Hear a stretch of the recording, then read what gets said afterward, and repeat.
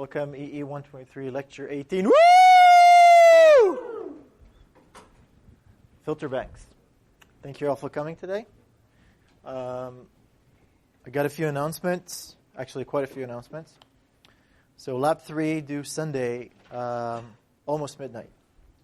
Homework 6, again, to relieve some of your load, due Monday, almost midnight.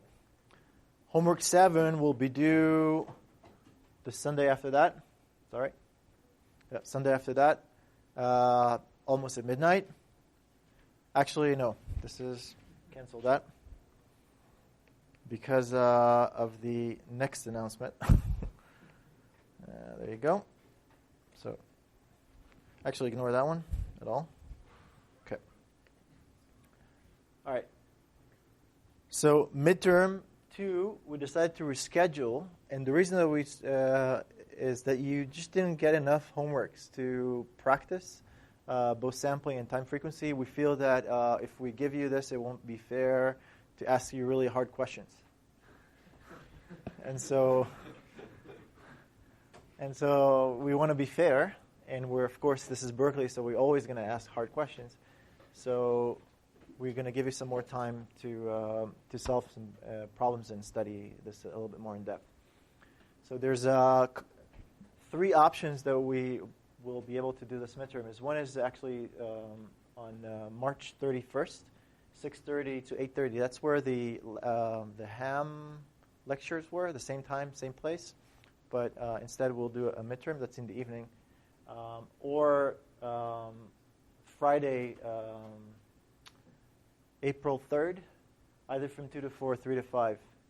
So we'll post a, what's called this thing that you ask people to, a poll, yes. Okay, we'll post a poll on Piazza, but in the poll, you should not indicate your preference, but any conflict that you have. Okay, if you have serious conflicts, and I'm really serious that there's a midterm, I can, there's no way I can come there, to that midterm. That's kind of a conflict. Okay? No, it's like, it's inconvenient or something like this. So please respond to this, and then we'll decide on the actual date. Any questions? Okay, so this is after spring break. Okay? We wanted to do it before spring break to give you a break, but we didn't cover enough material, so we don't think it's fair. Then the next midterm after that will be exactly 4 weeks. So I think it's a good amount of time. And that will be 2 weeks before the end of the semester, which, again, will give you some time to work on your projects. Ham radio exam this Thursday. Exciting! It's going to be the largest on campus ever. 97 students are going to, and staff, faculty, are going to take the exam. So it's pretty... Yeah, it's going to be quite an event with about 20 volunteers coming to administer it. So it should be fun.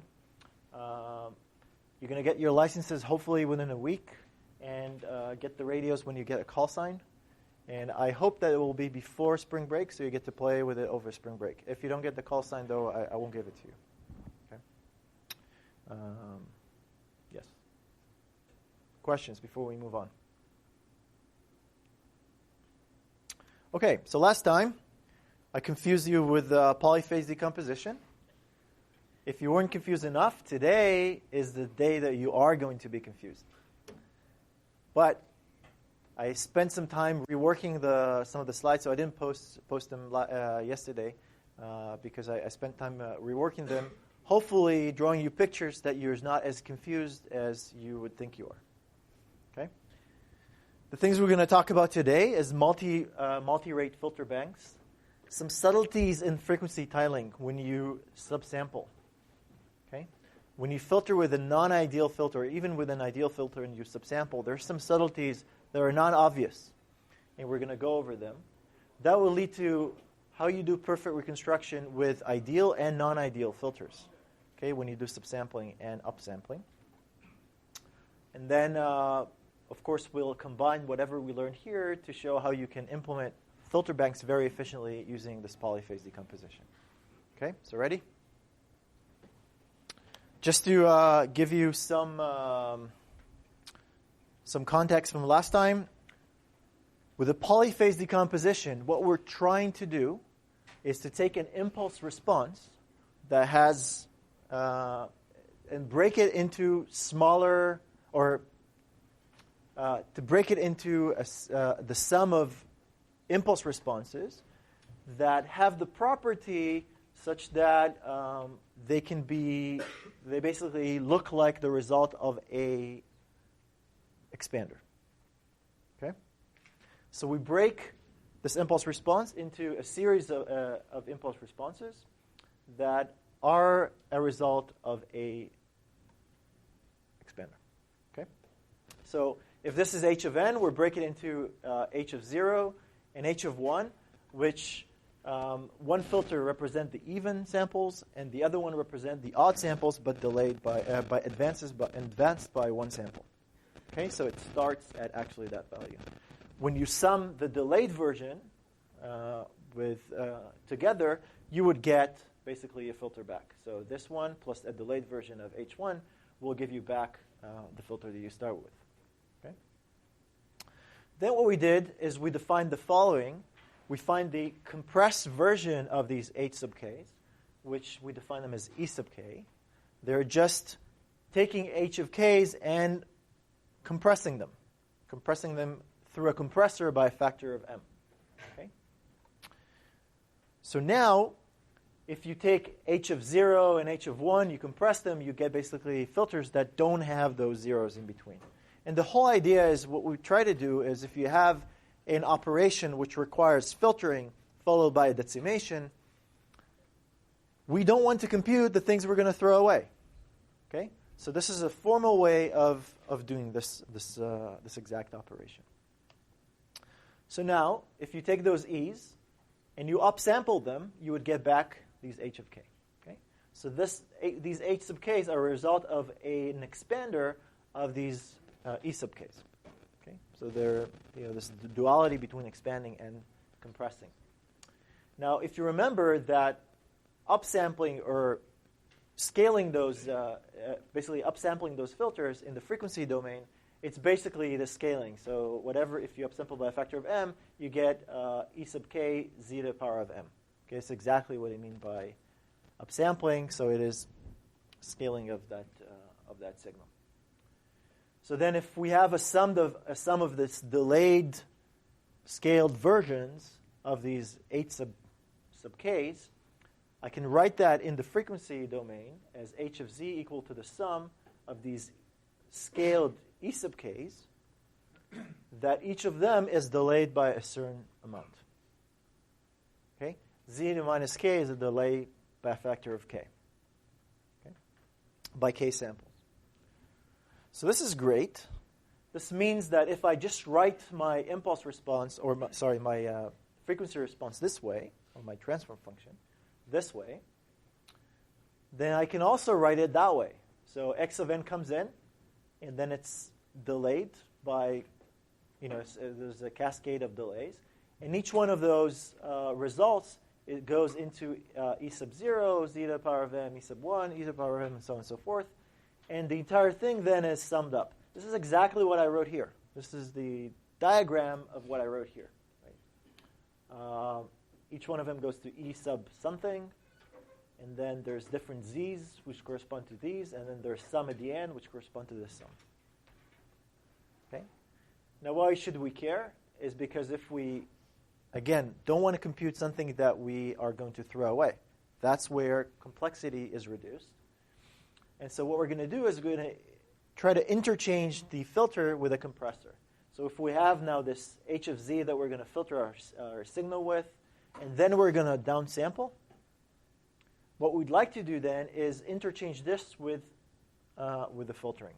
So do the filtering on the lower rate. Okay? Now we're doing filtering on the high rate, but and then downsampling. If we move the compressor before this, then we'll do the filtering on the lower rate. Okay, that means we're saving computation. So we can move the filter definitely before the sum. The compressor before the sum. And now we have a situation where now you have E0 z to the power of m and then a compressor. Now we can exchange them and it will still be rational. Because all of these filters are a result of can be described as a result of an upsampler. Right? So now we can replace them, and now we have E0 to the z, which is the compact version of those E sub k's. Okay. The cool thing about this is that normally you'd need n, like if you have n taps of a filter, n taps, so if you have an FIR filter, it's size n, it has n taps. Okay, that's another way of describing it. Then you'll have order of n time operations. Now, each filter is n over m size. Okay, n over m size. And we're operating at a lower rate by a factor of m. So samples come in at a lower rate for each one of those filters. And then we have m of these filters. So the overall complexity is n over m multiplication per unit time. And it kind of makes sense because if I'm going to filter and then downsample by a factor of m, I should save this factor of m in terms of computation. Okay, so instead of n, now I have n over m. Okay, per unit time. Okay, this is a great saving. This makes filters so much faster, especially if you're going to downsample by a factor of 100 or so. This is really, really fast way to compute things.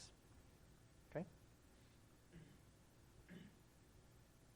Are we good? Because we're going to move to something a little bit more confusing.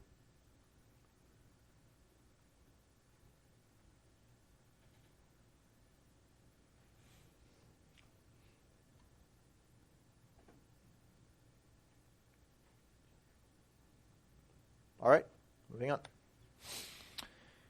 So in terms of interpolation, you can also derive this, and I showed you kind of the concept how to do this, and we might ask that in the midterm. I don't know, maybe. That's an option. Okay, so now let's go back.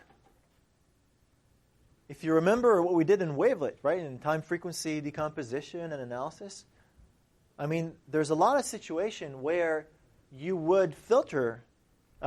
You want to operate on different bands of frequencies, either using a wavelet coefficient, which is exactly same thing as kind of like a bandpass decomposition, but maybe you want to have, for speech processing, often we'd like to process differently different bands of the speech. If we are going to extract certain band from a signal, we don't need to represent it using the full rate of sampling because it's a narrow band signal now. Okay, if we bandpass filter, we can represent it using fewer samples or fewer, like lower rate. Then do the operations on this lower rate. Okay, so you can see a situation where you break a signal into a high pass and low pass component, do some stuff. So filtering, equalization, all sorts of processing, and then take this and construct back the signal that you want it to. Okay, after this processing, after the result, you can think of this as a wavelet decomposition or a first stage wavelet decomposition that you do operation on the wavelet coefficients, and then you're going to reconstruct the signal. Okay, so this is the idea behind filter banks, and often what you do is you do this by applying high pass, low pass operations, and then break all these components again and again until you get the right band passes. Okay? And every time you're representing your signal in a way that is compact in terms of the rate. So we're saving computation. Okay? So this would be the analysis portion, and that will be the synthesis portion. After you did some stuff, then you can synthesize back the signal and either play it. For example, you transmit something over a communication channel. There's lots of attenuation that depend on the frequencies. And so what you'd like to do is you do a frequency decomposition, right? Time frequency decomposition, and you correct those different attenuations such that your receiver will have the, correct for all the filtering that happened while transmitting it through the air. Okay? So kind of an inverse type of a filter. This is an example. So this might seem, simple, but there's some subtleties that I want to go through before we talk about how to actually design those G's and design those. We talked about the H's, but design those G's. And often what you'll get, by the way, is that if you have H of 0 as a low pass, then H of 1 will be e to j pi n H of 0 often. Okay? Which basically just shifts the low pass into the high pass. Whatever, just shift it by pi. That makes a low pass into a high pass. If you shift by pi, it makes a low pass into a high pass. Okay, so really pay attention here. This is subtle. Very subtle. Open your eyes, your ears, and concentrate. Okay, so now we're going to assume that H0 and H1 are ideal low-pass and high-pass filters. Okay, perfect. Can that be a wavelet? Can you use that for wavelets?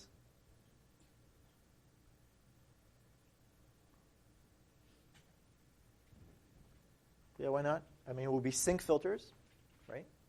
Sinc filters could be wavelet also.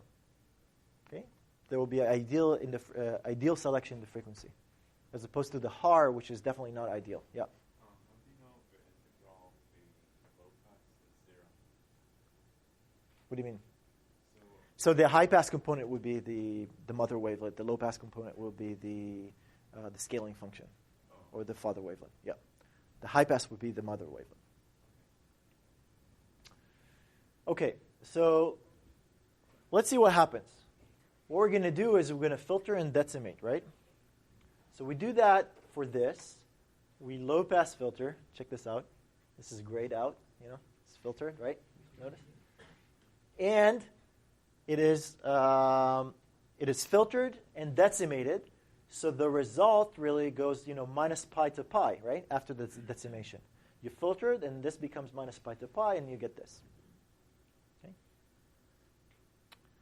Now, what happens when we do the high pass? And this is where the subtlety is. This is where the subtlety is, so you better listen. This is where the subtlety is, so you better listen here. Okay? All right. You filter with a high pass, so you take these components. Okay? This is the high pass. Now you decimate. What happens when you decimate? When you decimate, this goes here, and this one goes here. Okay? That's what happens when you decimate. Okay? This will go here, and this will go here, because they're aliasing in when we decimate. They're aliasing onto nothing, but they're aliasing nevertheless. This aliasing gets them flipped. Now remember, I drew things according to the rainbow. Okay? It was red, yellow, green, and blue. Now, the blue is lower frequency. The green is higher frequency. That's where it flipped. Okay? This is subtle, right? And it's only because of the decimation operation. If you didn't decimate, it wouldn't flip. In terms of time-frequency tiling, now things have changed. Okay? Because if I'm going to filter that again with low-pass, high-pass, I'm not going to get what I'm expecting to get. All right? That definitely appears on midterms before. Okay? All these subtleties between the high pass followed by decimation and then another low pass. What's going to happen then? You're going to take the blue, not the green. Okay, so it's not what you expect to happen. So this is the subtlety. Now, if I break this again into low pass, high pass, low pass, high pass. Okay, so for the low pass case, it kind of makes sense. It's still by order. This one is red and this one is yellow. That's great. But look what happened here, right? If I took the low pass, I get the blue, which is not what I kind of expected it. And if I take the high pass, I get the green. So they flipped here. If I had to construct a time-frequency tiling table, you'll get kind of a flipped from what you would have expected. So this is the subtlety, yeah. So wasn't symmetric, like which side would be on the inside? You have to track it. So if it wasn't symmetric, then this would flip here. This would go here, So right? And then after that, this would go here, and this would, so they will be in the right order. okay. Because they will flip twice. Yeah. So after once, they flip once, and then they flip again. Yep. During the second pass for the yellow triangles, will they appear as in the slides or as of different shape? So here they don't, the yellows are, Yeah, I understand the first pass. Yep. During the second pass, yep, they're going to be flipped, right? Yeah. yes. So the triangles are still like triangles or like that. No, they're still triangles, but if they were not symmetric, then they would be flipped. Okay, does this make sense? So this is very subtle. Okay? So the question whether now a reconstruction would work. Let's see how it actually works. Okay?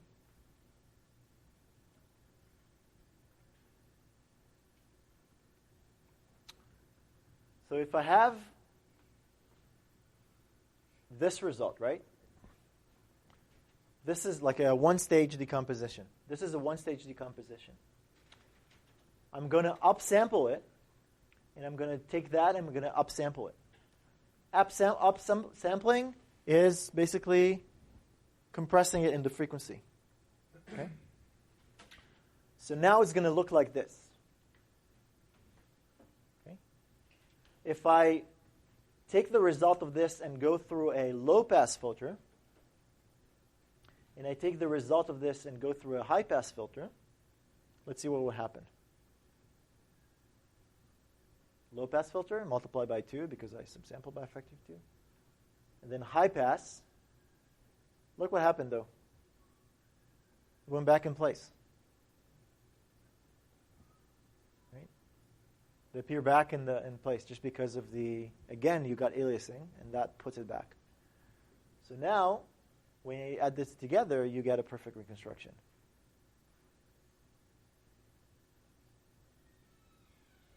Okay? Does this make sense? So it works.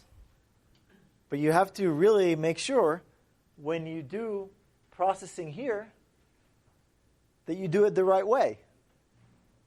Because if you just think that, hey, this is this part of the band, this part of the band, you have to really make track which part of the band it actually is. Okay. Yeah. So can you explain why it is that they flip over? I'm used to thinking of decimation as just spreading out the frequency spectrum, and I'm having trouble seeing why it is that they flip. So decimation is aliasing, right? Yeah. Right? That's what it does. Let's go back, actually. We have time today. I don't have much to go over today. I want to really focus on this to make sure that it's all clear. So the low pass makes sense, right? Now, when you do a high pass filter,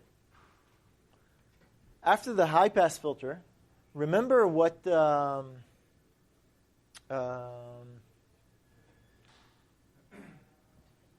so after the high pass filter, this has to find itself between minus pi to pi. Okay? So if you think about this, everything kind of like spreads around. So this would alias over here back. So the question, how they alias, right? So the way, if you think about this, is that you kind of have to replicate them at half the rate, right? So when you're sampling by a factor of 2, then you'll take this and you replicate it, right? And you take this one and you replicate it over here, right? So that's why this part will go over here, and this part will go over here. Okay? Because these are kind of the alias version, right? When you downsample, these should alias. Where does this alias to? Right? If you think about this being now, the second. It needs to be periodic with pi, right? So this part is basically the second period. So that would basically correspond to, this would correspond to this one, right? And so on and so forth. So now minus pi to pi, so this has to go over here, and so this has to go over here. They leak to the other side. That's what aliasing means. Okay? Yes? Great. So this is with ideal filters. Now, what happens with non-ideal filters? What happens? What happens? What happens? It's subtle, right? All I was saying before, let's use this low pass, high pass, low pass, high pass. Yeah, no problem, just reconstruct it. But wait a second. Mickey? Let's take a non-ideal filter. Let's take a HAR, right? HAR filter. Okay, so 1, 1, and 1 minus 1 as the high pass and low pass filters. Low pass, high pass. Let's assume that this is x eta j omega. Okay. Now we're going to low pass and high pass, and then decimate. This is h0 eta j omega, right? It kind of tapers off. And this is h1 e j omega. This is basically this shifted by pi, right? Okay. Where if I shift this by pi, I will get this.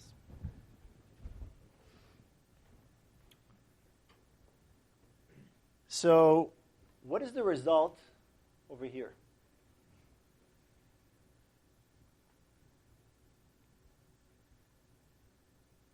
Do you remove this version completely? This part completely? No, there's still something there, right? And then you're going to decimate. Where is it going to go?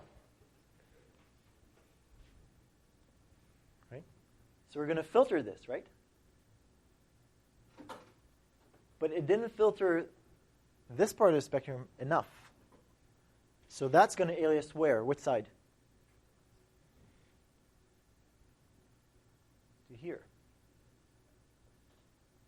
And this side is going to alias to here. Check it out. Okay. So now this is the spectrum of the low pass. Yeah, it is a low pass. It mostly has the energy of the low pass component, right? I didn't draw the distortion that there is on the red triangle, but there is some distortion on the red triangle too, both in phase and in magnitude. Okay, could be. What happens in the high pass component? Now I have a high pass that looks like this. This component doesn't go away completely, right? So when I downsample, this guy is going to go here, this guy is going to go here, and these two are going to stay. They're not zero now. Okay, so you get aliasing. So I get this.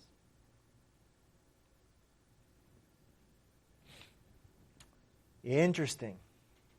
So now I'm basically starting to mix things together, right? If I downsample this further, there's more mix and more mix, right?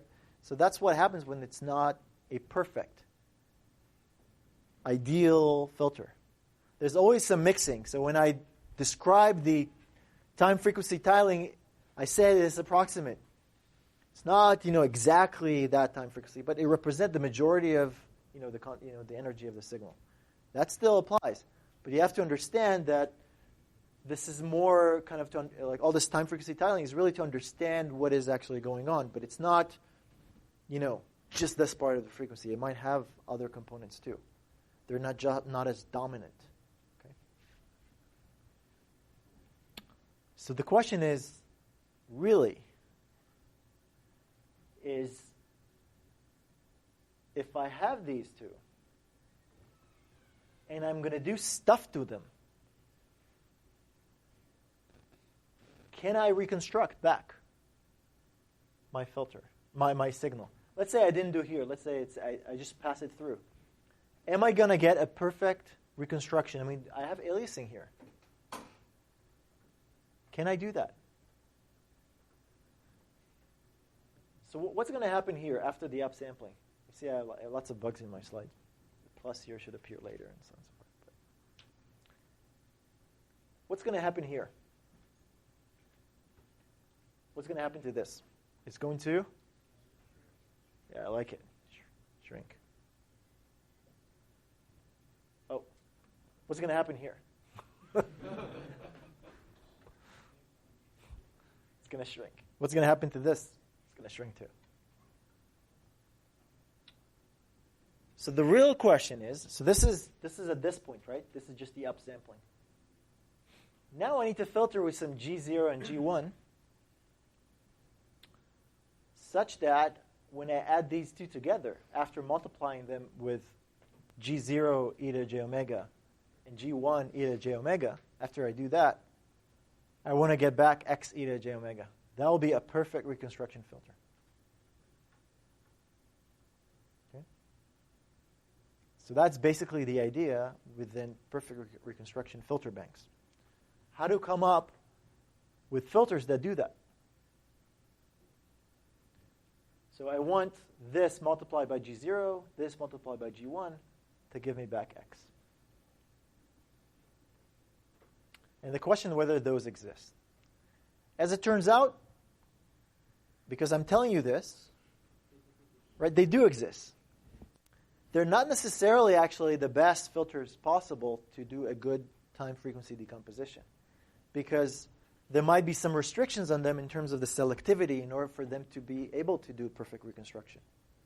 Okay? So sometimes we'd like to do only approximate reconstruction and trade off and get maybe better, frequency selectivity. For example, in audio processing, often the filters that have this ability to do a perfect decomposition and a perfect reconstruction are not that frequency selective. And so you can trade off. Okay. So that leads basically, if we want to write this down, what these expressions? We have some components which are non-aliased, right? They're filtered correctly, and some components which are aliased. And we want, when we add this, to cancel the aliasing part while keeping the non-alias part. Okay? This is the alias part, these triangles. We want to be able to cancel them. Okay? So we're going to filter this in a way that when we add them together, all the alias components will cancel. Okay? We can write this mathematically in the following way. What we first do is multiply by H0 e to j omega, H1 e to j omega, then we downsample, then we upsample, so we can ignore this part, right? The downsampling and upsampling part, because, well, can we completely ignore it? Yes. Because it completely cancels it, right? No, it doesn't. Downsampling and upsampling doesn't. What it does, it creates this aliasing. Okay. And then these are going to be filtered by G0 e to j omega and G1 e to j omega, and then added. When you write these expressions, what you'll get is you'll get some combination of these filters multiplying the non-alias part, and some combination that multiplies the aliasing part. Okay? If you just write those, just develop those equations, those also appear in the book. There's going to be this part corresponding to the non-aliased one, which is, let me go through it quickly. Yeah. This is the non-alias part, these big triangles, and then the alias part is these. Okay. So if we want a perfect reconstruction after doing all these operations, we want all of this to cancel. So we need to come up with a pair of H0, G0, G1 and H1 that satisfies this to be 0. Okay? Then you will get a perfect reconstruction filter. As it turns out, these are the properties that is one set of filters that satisfies these equations. Okay? So you can come up with conditions that will satisfy these equations. And these are called quadrature mirror filters, okay? Because they're mirrored around pi over 2. Okay? They're mirror of each other. Okay? Around pi over 2. So if h of 1, e to j omega equals to h of 0, e to j omega minus pi, so it's the same filter shifted by pi, okay, a low pass into high pass. And if G0 equals to twice H0 e to j omega, and G1 equals to negative H1 e to j omega, you will get perfect cancellation of this aliasing. Okay? That will guarantee that this will become 0. Okay? And these are called quadrature mirror filters, or QMF. Okay? In the case of Haar, this is h of 0, then this will be h of 1. Right? Because shifting by pi is multiplying by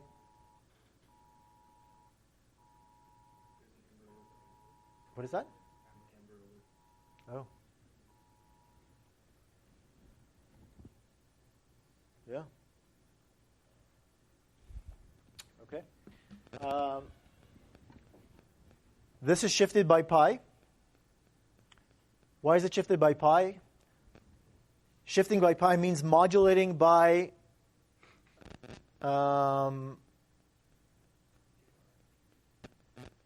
e to the jn, right?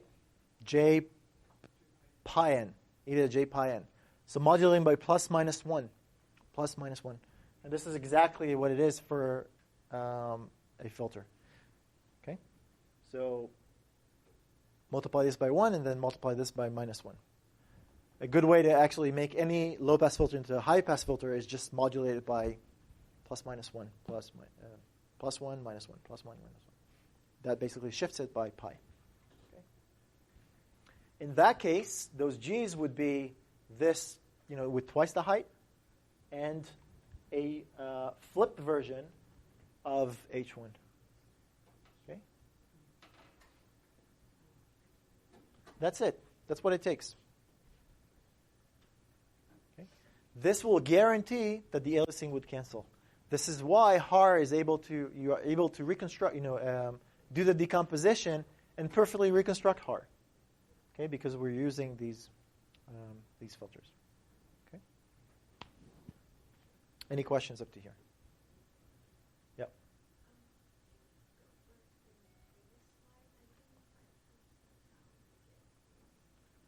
Okay, so these are conditions that basically satisfies this to be 0. It's one set of conditions that satisfies. There are other conditions that could also satisfy this. But this is a necessary condition. Or it's not a necessary condition, but it's a condition that satisfies these equations. So if you've chosen H1 to be H0 shifted by pi in the frequency domain, so make a low pass into a high pass by modulating plus minus 1. Then set G0 to be exactly twice H0. And setting G1 to be negative twice H1, that will satisfy this condition that the aliasing would cancel. Okay? There are other set of filters that would still work that are not necessarily quadrature mirror filters that will allow you to do a perfect reconstruction. Okay? But those are one set, and they're very common and very easy to come up with. But there's others that people also come up with. Those are just guaranteeing that whatever decomposition you did, you'll be able to reconstruct back exactly what you started with. Even though you're doing decimation, you're getting aliasing. So it's perfect aliasing canceling filters. Does this answer your question? Yeah. Will noise affect how this recreates or reconstructs? Would noise affect? Well, first of all, if I do something here, then the aliasing is not going to cancel perfectly. Okay, so that's the other thing. So if there is certain stuff that you do here, then definitely the aliasing not necessarily going to cancel. Okay, so that's the issue. Noise, if noise is Gaussian, then what you get is different noise at different frequencies depending on what you do here too. But if you're pushing noise here, the noise is going to be also reconstructed perfectly. Yeah. So noise that comes in, you do this, you get the same noise that comes out.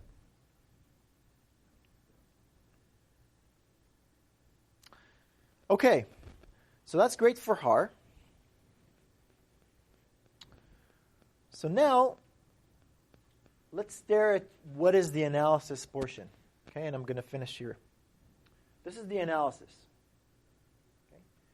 I do H0, and I then downsample by a factor of 2.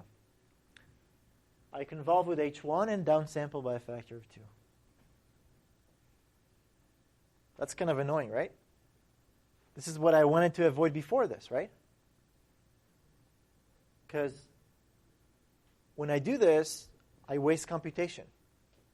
I want to be able to interchange these. So what do I need to do? I need to build a polyphase decomposition for H0 and H1. I'm going to call these E00 and E01, corresponding to the polyphase decomposition of H0. And E10 and E11, which are the polyphase decomposition of H1. Okay? So instead of writing this, I can write this. Okay? This is equivalent to convolving with H0 and followed by downsampling. Now, I downsample first, I delay and downsample again and convolve with H00 and E01. Okay?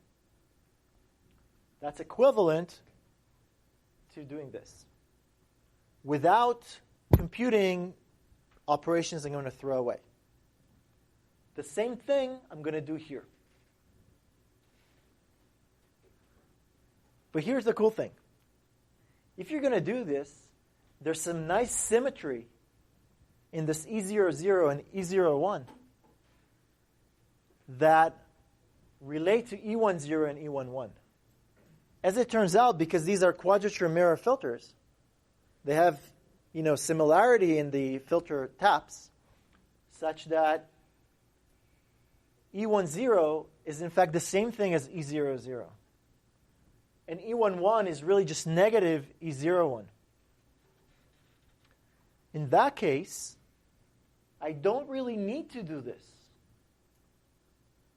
All I need to do is a butterfly operation on the result that will give me the same effective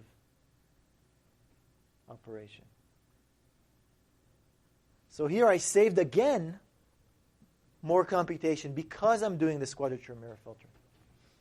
So this would be the result of the result of of H0, and this will be the result of the decimated H1. Huh? That's pretty cool.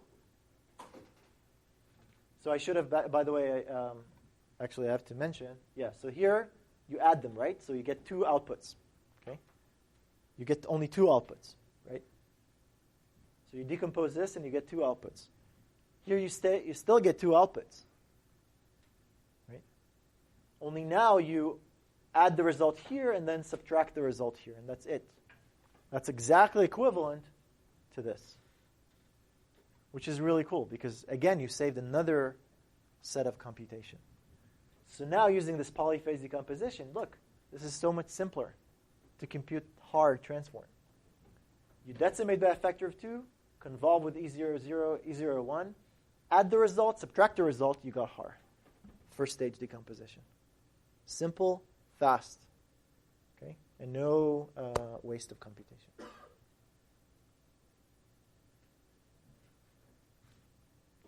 Huh? Any questions before we finish? Yeah. Is that negative sign for the diagonal arrow pointing upwards or the diagonal arrow pointing down? I think it's for this one. Yeah. Yeah, it's for this one. Because E11 is equivalent to E01. Okay. So the filter, this filter is exactly the negative of this filter. Okay. It's very easy to derive. Okay, it's very easy because it's just 1, 1, and then you just do this, and you'll see this immediately translates. Okay. So that's pretty cool. Now you can compute the wavelet transform super fast using this polyphase decomposition. Especially, and again, this butterfly operation appears again. So it appears in the DFT, it appears here, appears in other places too. Yep.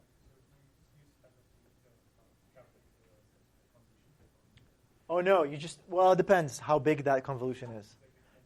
You could potentially, depend. So it depends. If it's just hard, then I wouldn't do that. If it was like a longer filter, then yeah, you could do overlap and add. Yeah, for sure. And then do these operations and so on. So you can, combine all these, tricks to speed things up significantly. So you can use the Fourier transform to compute this convolution too. Yeah. All comes, down in place. So now that we talked about, all the transformations, we talk about FFT as a way to speed up things. We then talk about time frequency. We got to this decimation, upsampling, all these relationships. Then, again, filter banks, which tie back together to wavelets and also fast computation. So I think this is a really nice spot to stop. And what we'll talk about next class is the case of non-ideal A to D conversion and D to A conversion. After we do that, we're going to finish the sampling, chapter 4, and then move to the next chapter, which I think is filter design. Okay. All right. And I think it's Monday today, right? So have a nice week. See you on Wednesday.